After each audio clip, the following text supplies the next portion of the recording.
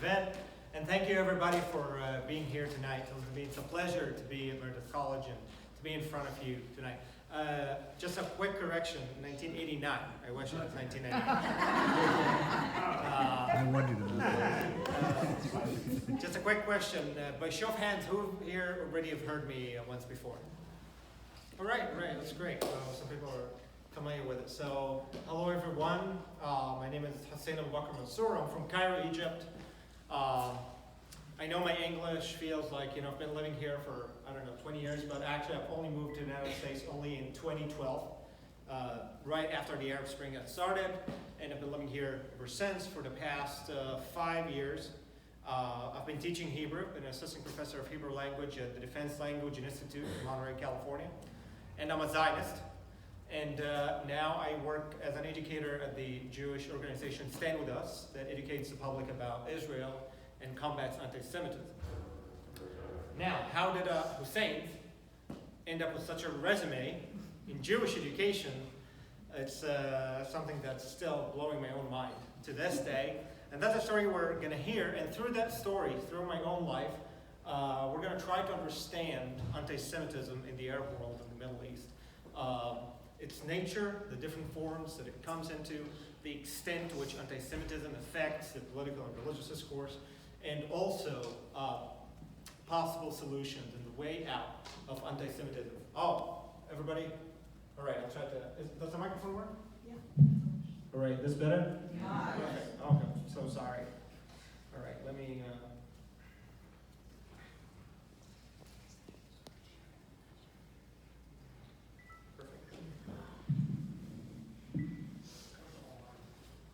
more? Sorry, just it'll go back. Except on right.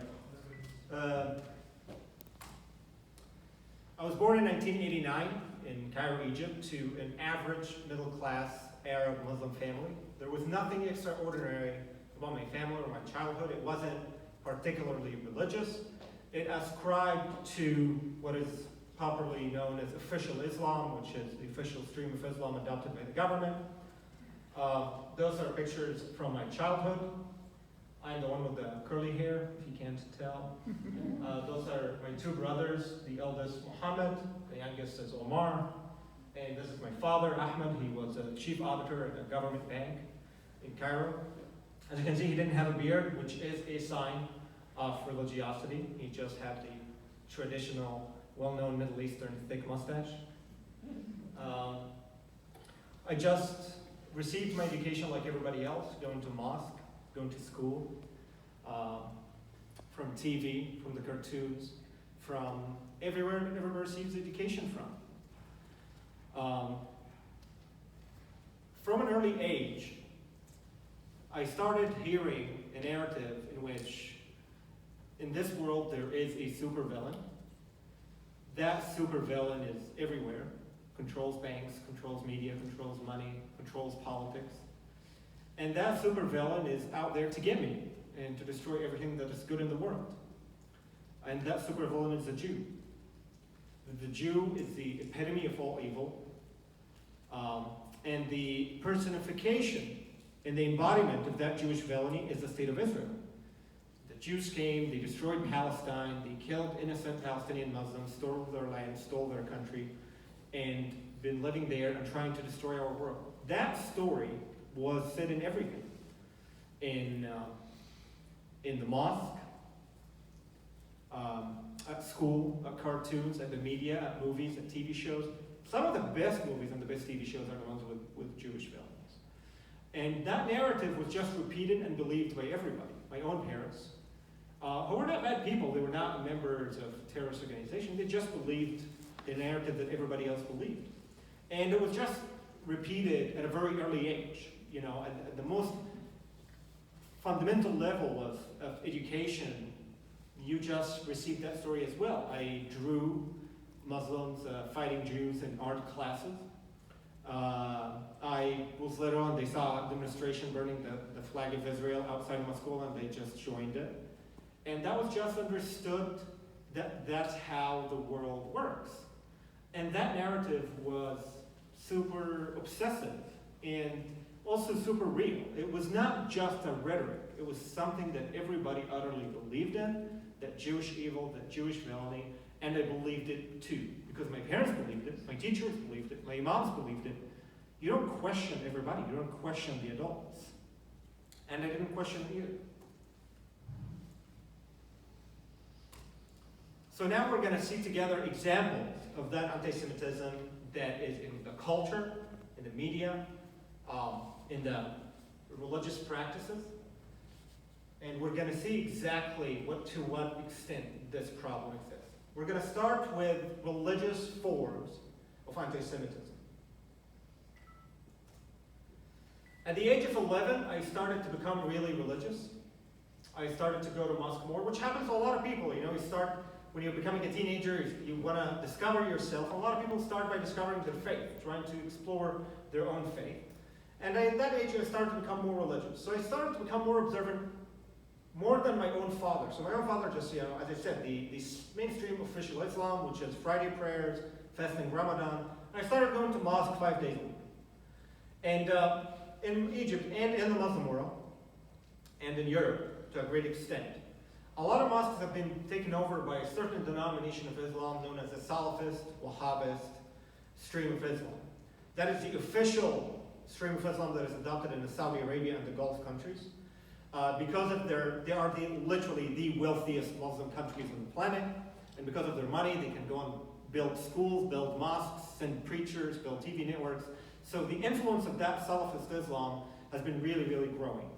Salafist Islam is when it becomes violent, not all of Salafists are violent, but when they become violent, that's what jihadism is. So they believe in the same things, how women should behave, how men should behave, how everybody should look. Some of them are not violent, some of them are. So I started going to mosque, and most of the mosques were Salafists. And this particular imam, Sheikh Hussein Aboubakr, was my hero. He was my favorite imam at the time. He has millions of followers across the Muslim world. He's Egyptian.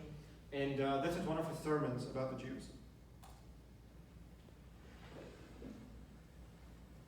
هي دي أنه ينبغي أن نعتقد عقيدتك في اليهود أن القتال معهم دائم ولن ينتهي حتى القتال الأخير. ودي الرابعة في عقيدتك في اليهود أنهم سنقاتلهم وسنهزمهم وسنستأصل شأفتهم فلا يعود على ظهر الأرض يهودي واحد.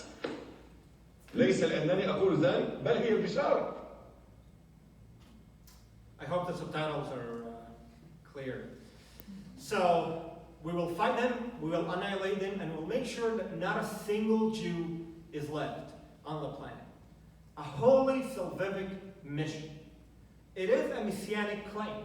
It is metaphysical in a lot of ways. All the problems of the world are because of the Jews. And as the children of light, as the true followers of God, it is up to us to clean the planet of all of those plagues, and by which to usher the final salvation. And I believe in this completely. I believe that, we are in a holy mission, right? To clean the planet from that filth, the Jews. And if you think about it, this is ultimately at the core of any form of anti-Semitism, whether religious or Islamic or not. That salvific messianic belief that Jews are the problem of all plights and ills of the world, and the ultimate salvation of all the Jews is what is needed to usher in the final peaceable kingdom. That is also Nazism, right? That building the Third Reich, the glory of Germany, wouldn't come before curing Germany from that vermin infestation. Of course, I didn't know about Nazism or any of that then. I just believed what he said. Another example, this time is from a Saudi clerk. هم اليهود لعنهم الله وغضب عليهم وجعل منهم القردة والخنازير. So, these are the Jews. It's not just that they are evil, they are not even human. They are apes and pigs. They are subhuman. A lot of people here are Jewish, so you know that pig is a serious insult in the Middle East. It is the filthiest of animals. So they are not human. They are not even a normal animal.